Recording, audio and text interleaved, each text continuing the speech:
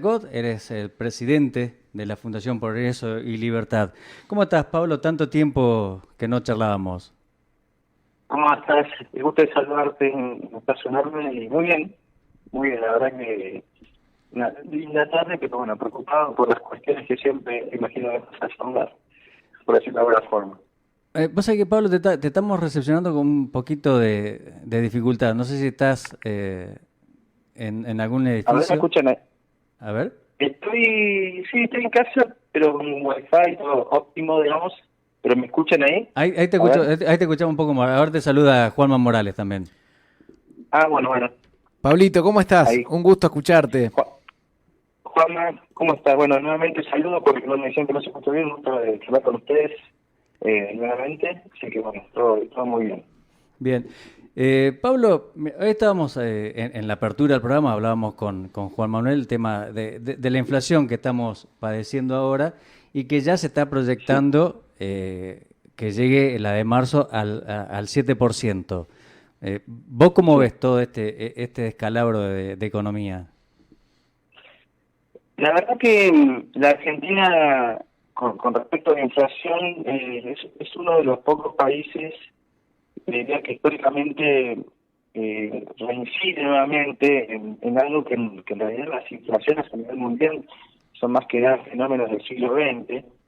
La Argentina evidentemente es un país con nula o escasa capacidad de aprendizaje de errores, es decir, la reiteración, sobre todo de argumentos que llevan a esta situación, en todo caso, en la no comprensión de que ciertas políticas, en este caso monetarias, llevan ciertas consecuencias, es bastante triste, porque el paisaje de la inflación acompañaba a Argentina durante casi 70 años, durante casi, podemos decir, de la década, principio de la década del 40 hasta los 90, para nuevamente volver a rebotar a mediados del 2006 en adelante, si no me falla el cálculo de memoria estadístico.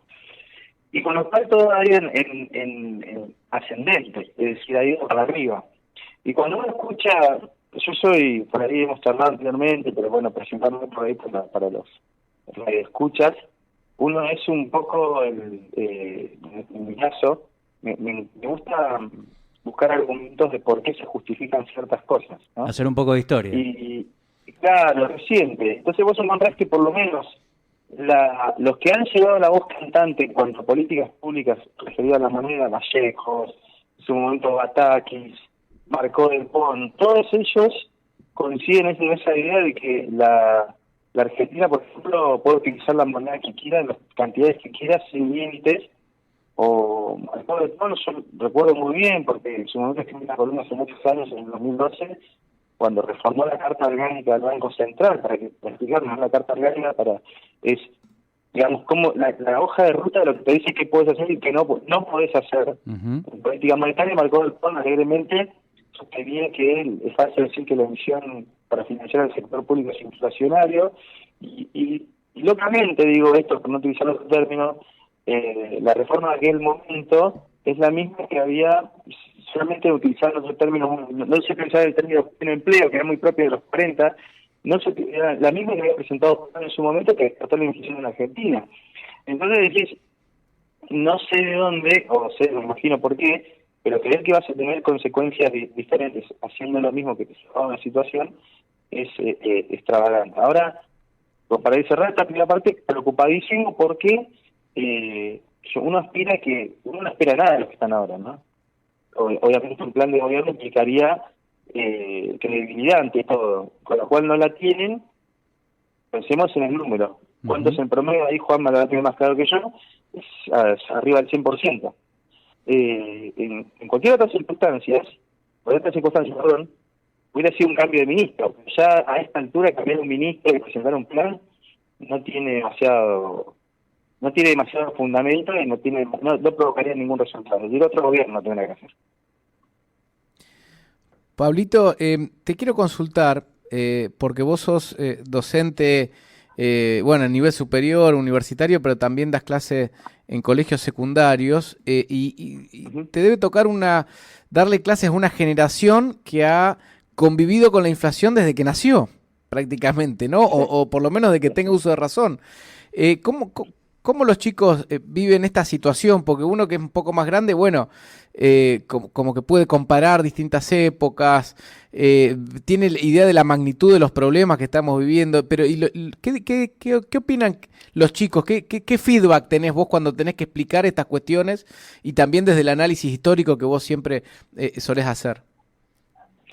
Mira, la pregunta es muy interesante porque uno permanentemente habla en las clases de economía, de historia económica, y que uno las vincula de forma comunicante para que se entienda mucho mejor.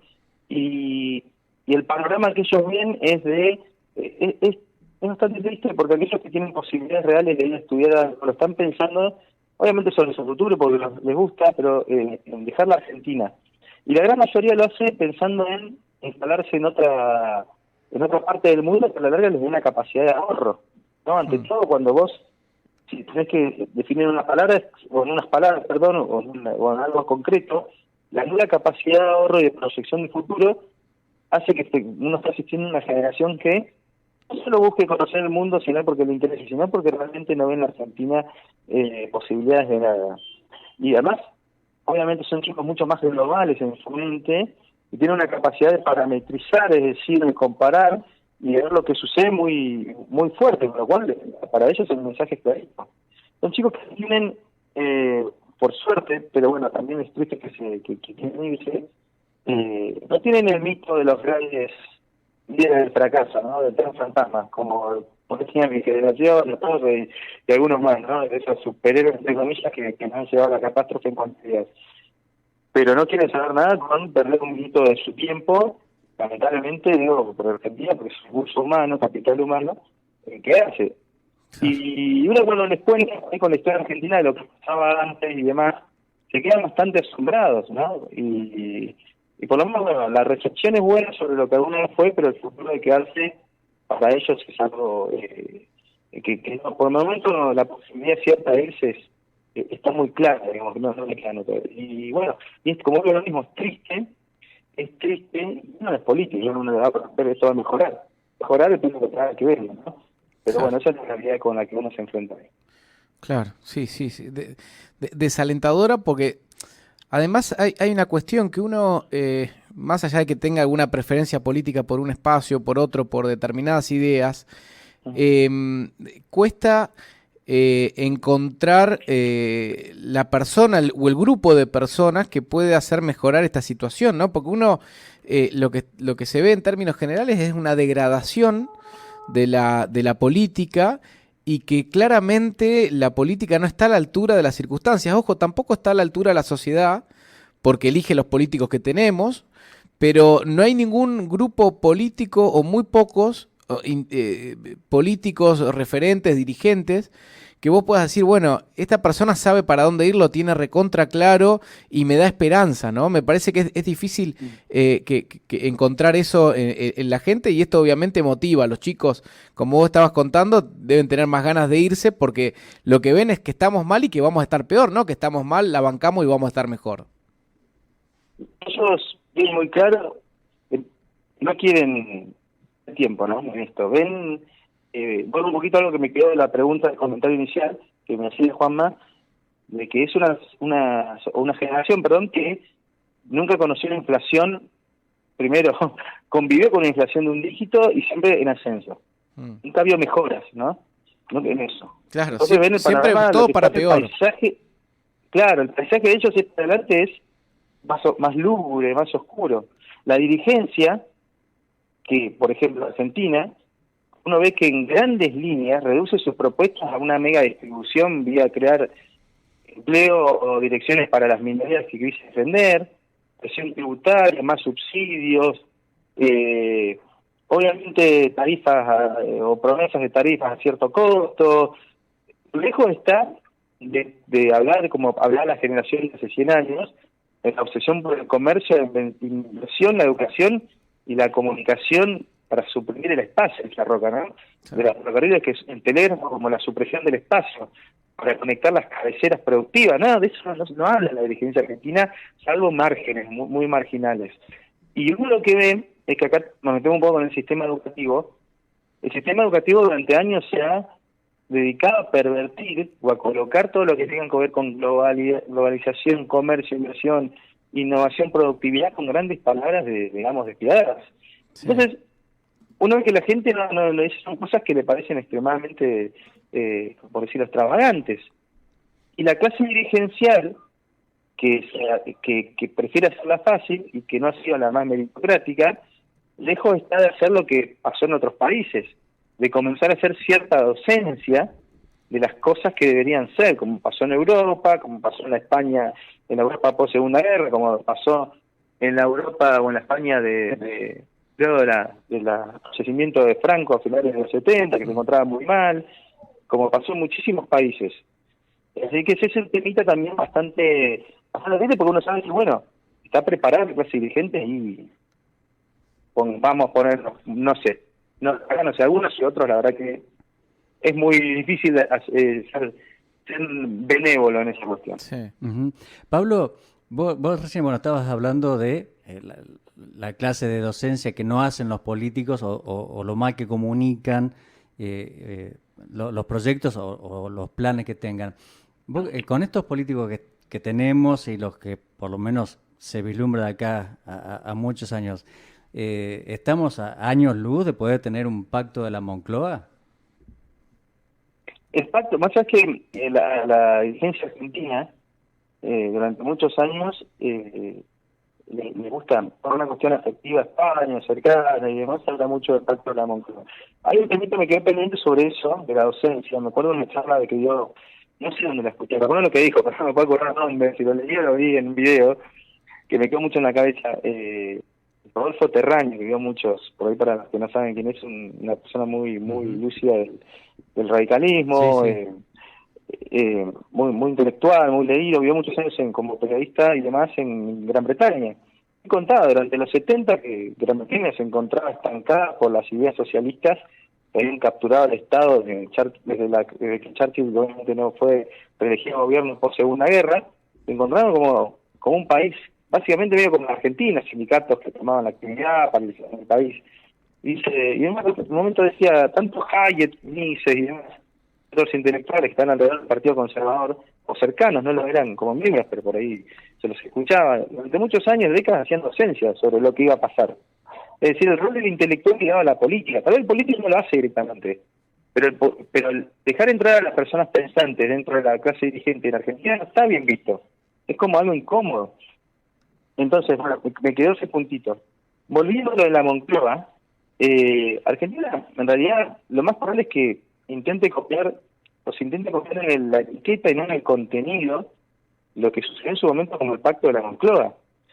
El Pacto de la Moncloa, para poner en perspectiva, fue el pacto que España realiza post asesinato de Franco. Viene Adolfo Suárez en la elección, año 77, España se encontraba con inflación mucho más, como un poco menor que la Argentina, pero muy alta para lo que eran los estándares europeos, más del casi 50%, deuda exterior muy grande, sin una seguridad social que cubra la gran cantidad de desempleados. Hay una figura muy trascendental que continúa los primeros lineamientos de ese gran acuerdo, que eran básicamente ser europeos, pero ser europeos en el sentido que incorporarse a la Unión Europea. Incorporarse a la Unión Europea son 10.000 millones de artículos más de lo que te puede pedir un simple préstamo con el Fondo Monetario, para que se tenga en cuenta. Entonces, todo eso, ese ejercicio fue continuado por la socialdemocracia de Felipe González, quien limpió la plataforma del partido de lo que eran los elementos marxistas, según él, que pasaban. Y Miguel Boyar, que fue el ministro de Economía de Felipe González, tiene una frase excelente, decía, el déficit no es de izquierda ni de derecha, sino de estúpidos. Y es un error tradicional de la izquierda, sí, un error de creer que vamos a crecer. Eso decía la izquierda española. Con lo cual te das cuenta que la disciplina monetaria de Europa, trascender las políticas según quien esté, sea el Partido Popular o el Partido Socialdemócrata, el PSOE, hay un norte muy claro y reformas regionales, tributarias, monetarias, todo para anclarse a la exigencia de la disciplina y la competitividad europea. Eso fue el pacto de la Moncloa en el largo plazo. ¿Lo van a hacer acá? Yo tengo mis dudas que el kirchnerismo pueda adherir a semejante, sería una aberración para eso, ¿no? Así que bueno, es algo que está bueno, pero no sé si la clase dirigente en el fondo adhiere a eso aquí. Ahora, Pablo, eso, lo que vos hablás de la clase dirigente me parece que está íntimamente vinculado y te llevo a una columna que vos has escrito hace algunos meses para Infobae, donde solés escribir, una columna que se llama la necesidad de una generación del 2023, ¿no? Entiendo que haces alusión a la generación del 80 y la necesidad de tener esa clase de liderazgos, de entendimientos del mundo, del contexto, de la coyuntura, y también me imagino que el coraje para llevar adelante las reformas que Argentina necesita, ¿no? Porque si no vamos a seguir estancados como hasta ahora.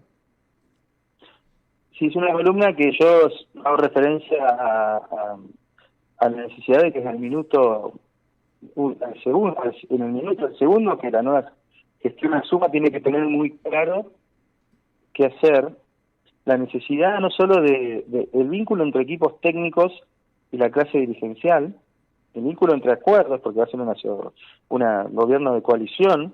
Argentina ya ha entrado en lo que se llaman los gobiernos de coalición. La referencia es la generación del 80, digamos, la generación del 80 obviamente tiene varias figuras emblemáticas, pero que se comienza a nutrir o es la que puede poner en práctica ya mucho de lo que dice la generación del 37, que la generación del 37 es una generación de intelectuales de la Argentina, y la generación del 80 es la que recibe un país, si bien con algunos intentos de reforma, pero para poner en contexto, recordemos que la Argentina en el año 1969 tenía básicamente un 80% de analfabetismo y un 90% de miseria, de gente viviendo en casas ranchos. Entonces, ese fierro caliente implicó convicciones, implicó tener muy claro hacia dónde querés ir, el concepto de interés nacional, que es un concepto que es muy ambiguo, pero es decir, en un país como la Argentina, ¿qué objetivos tiene que tener internos y externos? Primero, derrotar el desierto, la pobreza y el atraso material. Esos eran los objetivos de la generación del 80 y esos son los objetivos que podemos también volver a plantear hoy. La pobreza, el desierto, no digamos el desierto en términos... El desierto implica la barbarie o lo salvaje, la cultura salvaje. Sí. Vemos Rosario, vemos lo que pasa en varias ciudades acá en Neuquén, vemos lo que pasa en otros lugares, ¿no? Es decir, una generación que comprendió incorporar a la clase intelectual con la clase dirigente y que no tenía la necesidad, la premura de lo inmediato, sino el largo plazo. Claro. Entonces, la Argentina necesita de algo así, por lo menos, que entienda hacia dónde tiene que ir, porque no se puede perder más tiempo. Yo te contaba inicialmente lo de la juventud, lo que piensa.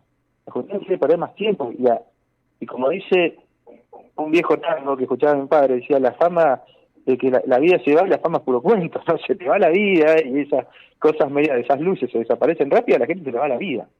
Entonces, la convicción de que, por ejemplo, Argentina tiene un problema que suele suceder, que vamos a suponer que las cosas funcionen bien, de entrada.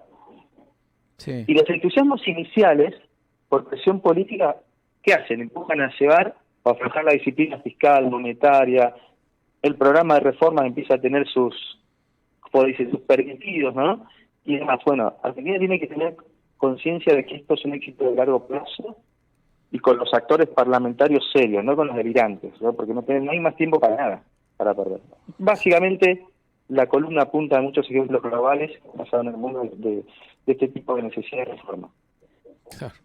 No, clarísimo, clarísimo. Y hablando del contexto actual, ¿cómo ves, vos sos licenciado en Relaciones Internacionales, además de magíster en política, en economía política, pero has estudiado mucho esta cuestión de la Argentina, de la inserción en el mundo y la importancia de las relaciones diplomáticas y de la estrategia en términos de relaciones internacionales?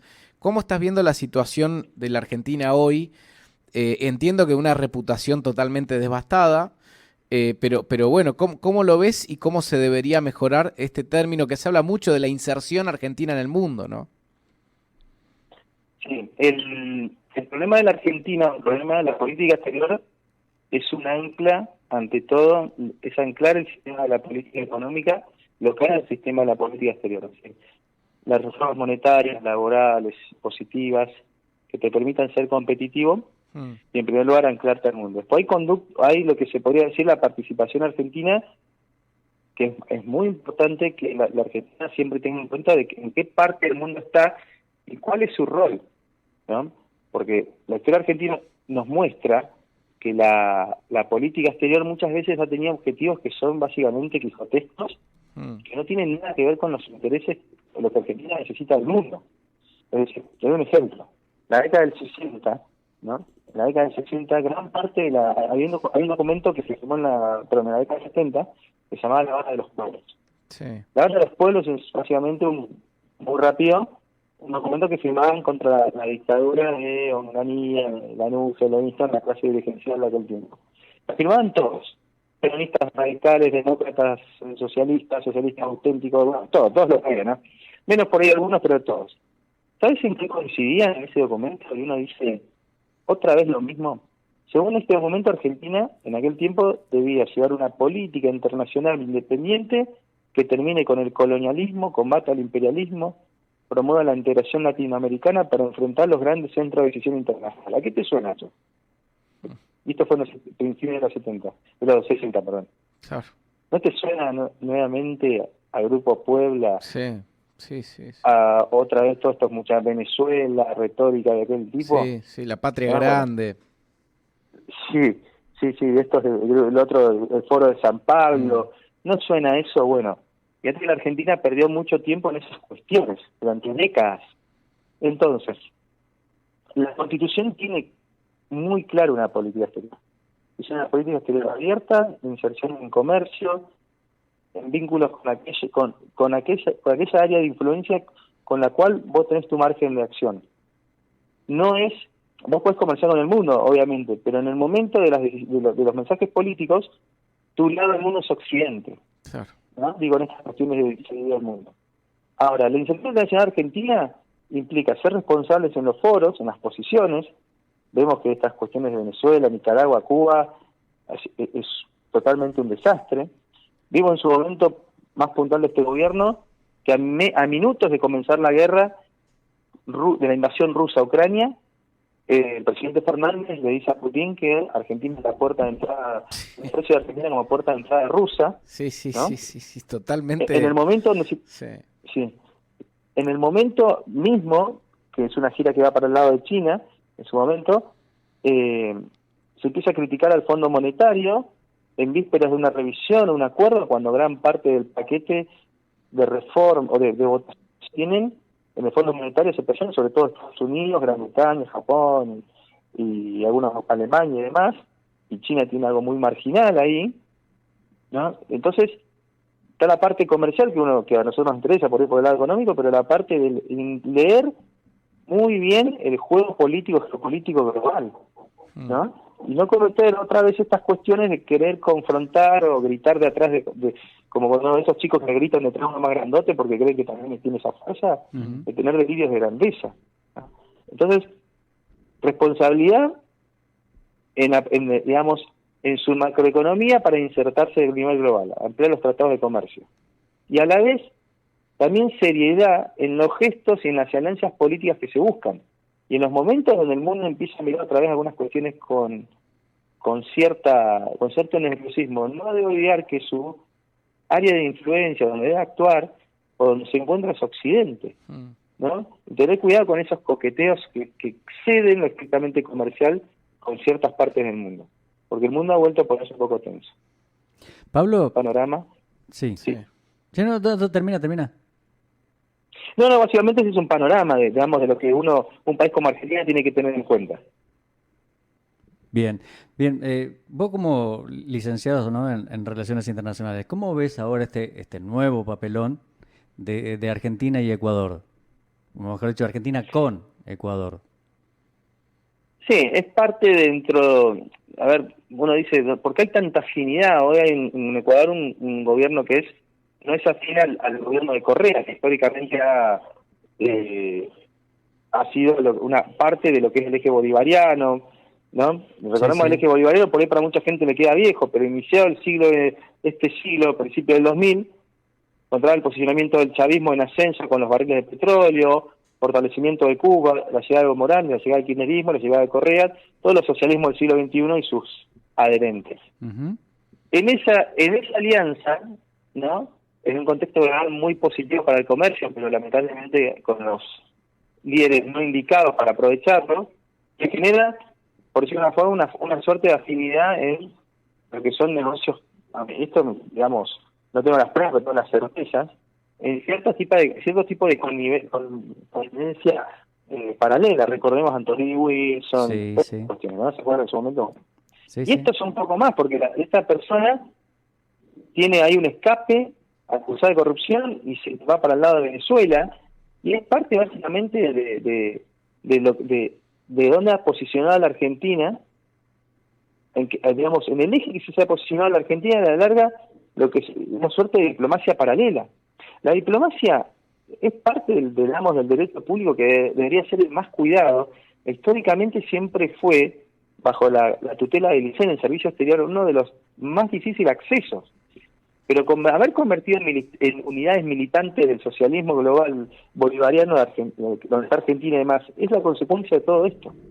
Es nuevamente otra, digamos, por decirlo de alguna forma, otro insulto a lo que es la gestión de las relaciones internacionales de Argentina, y otro papelón donde para el mundo obviamente es más de lo mismo, y Argentina está bajo un liderazgo bajo gente que busca institucionalizar, que esto sea moneda corriente. Ujú. Y la diplomacia del mundo tiene muy claro en estas cuestiones. Es nuevamente otro papelón que va sumando muchos más y va desprestigiando a la imagen argentina y al diplomático argentino, que hay muchos muy buenos, pero estas cosas no ayudan. Es parte digamos, se puede utilizar un término más gauchesco, por decirlo de una forma. Sí, por favor. La protección es porque aquel viejo refrán dice: entre bueyes no hay tornada. Claro, Deben sí. saber cosas entre ellos, entonces, digamos, tápense, las buenas y las malas. Es algo así más o menos. Claro, sí, y sí, ni hablar. De hecho, lo más escandaloso es de la manera en que se fuga, porque de última, digamos, bueno, no quiero que estés acá, pero se fuga en un baúl de un auto, y Sí. el cónsul no quiere o testifica que no vio nada, que no sabía qué No estaba hay videos haciendo. tampoco, nada. No hay videos, sí, todo. Todo muy como si fuese una embajada. Estamos hablando de vínculo entre países y están actuando como si se escapara de un club vecinal, ¿no? Con todo respeto al club Claro, vecinal. más o menos. ¿Viste? Es Escándalo. como se Sí. escapó un reo acá de la seccional y ya está. De un baile, un club vecinal, si alguien, digamos, hizo una charla con la persona no indicada, no es una cosa, no se ríe para no llorar, pero básicamente así está usando la diplomacia argentina y a todo lo que implica, ¿no? Y sale muy caro mantenerlos en un contexto de pobreza muy extrema en la Argentina. Así es. Bien, Pablo, ha sido un placer volver a dialogar con vos. Esperemos, bueno, que no pase mucho tiempo para volver a tener una charla. No, para mí es un gran gusto. Hoy tenía unos temitas aquí, digamos, por mi zona, en la zona donde vivo, que hacer, pero en algún momento me encantaría volver a visitar los Alpizos. Para mí siempre es mucho más lindo saludar a los amigos, charlar con ustedes. Con- Así que es un placer grande. Cuando quieras, las puertas de la cocina de las noticias están abiertas. Un abrazo, Pablo, que tengas un buen día. Un abrazo grande. Un Saludos al abrazo, equipo, saludos a Pablito. Silvia. Un abrazo. Serán dados. Chau, chau. Abrazo. Bien, dialogamos